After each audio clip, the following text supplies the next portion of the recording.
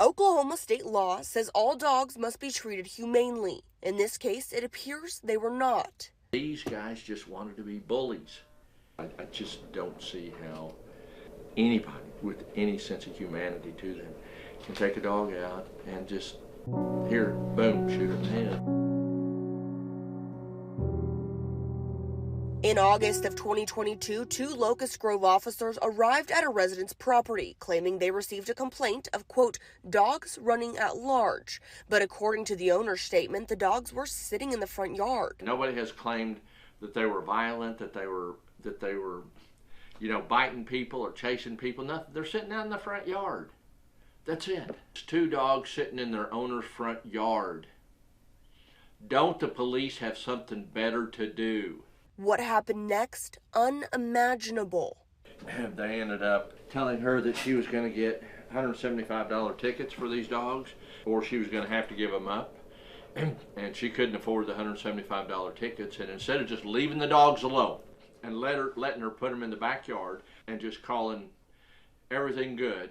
In a recording provided by the plaintiff's attorney, the woman claims she was forced to declare the dogs as strays since she couldn't afford the tickets. No, they insist that she's got to give up the dogs, not knowing, never even remotely believing that they were going to take these dogs out and shoot them. And that's what they did. So there's a few different problems with that. One, it appears as that it was coercive in order to get the owner of the dog to say that it's abandoned through the threat of citations that apparently the owner did not have the money to pay. So that's problematic. 2, there's policies and procedures generally regarding destruction of animals. You've got animal control would generally be utilized, turned over to animal control. They have a procedure to go through.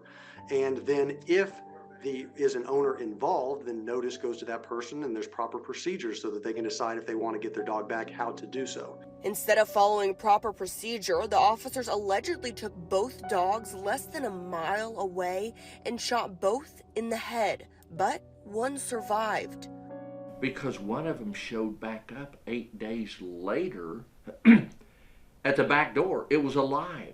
The owner called police immediately to report animal cruelty by the officers. But instead of an apology, the officer offered to dispose of the dog yet again. You're all right. See, now he just got hit in the face, so we have to careful. I can't speak for their intentions, but it sounds like they may have wanted to cover their tracks or to mitigate the potential allegations against them. The owner caught the entire interaction on tape. That I am beyond furious. Like, this is so messed up that all of this happened and I had to basically let you guys take them and you guys shot them. Yeah. Is that protocol for what you guys do? Yeah, they're put down. That's how we do it. You guys are freaking crazy. I'm shocked right now.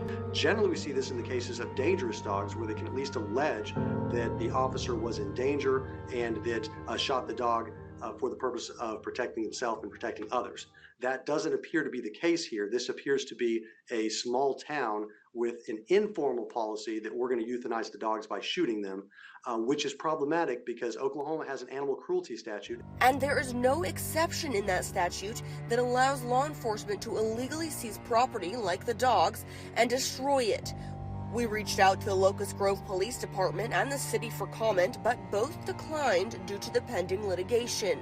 However, according to the plaintiff's attorney, the Locust Grove officers in question claim their actions were intended to create public peace. Well, why don't you let a jury determine that? Cops, or just flat out ask them, is this the kind of police force you want that's just going to be mean and cruel enough that they're going to go out there and shoot dogs in the head? Do you want them to run in? Do you want those kind of police officers pulling your kids over?